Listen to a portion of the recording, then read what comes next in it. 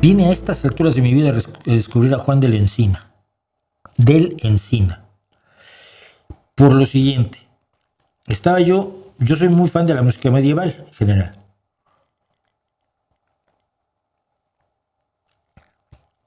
Pero yo tenía unos amigos, tengo un amigo, si aún vive, que siempre tuvo grupos vocales, grupos de música vocal, le encanta la música vocal.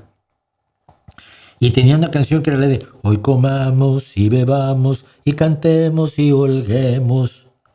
Y ellos la cantaban peor porque decían que mañana moriremos. Y en realidad la canción es que mañana ayunaremos. Pero estoy oyendo cosas mientras traduzco y oigo música medieval y de pronto escucho hoy comamos y bebamos. ¿Qué es eso? Un grupo polaco de música medieval cantando en español hoy comamos y bebamos de Juan del Encina. Que pues mira, he tardado solo 52 años en enterarme de quién es esa canción que me gustaba tanto que cantaban los cantores de América. Y me he metido en la música de Juan del Encina estos últimos 2 días y lo estoy pasando como Dios. Como Dios.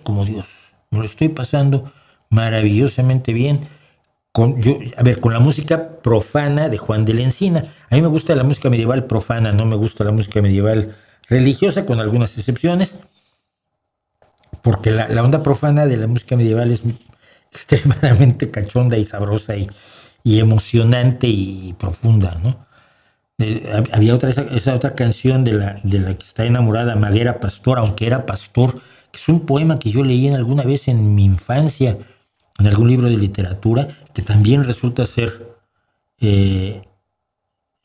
una canción de Juan del Encina. Estoy bien emocionado con eso últimamente. Tengo siempre el pensamiento en servir y contentaros, que vuestro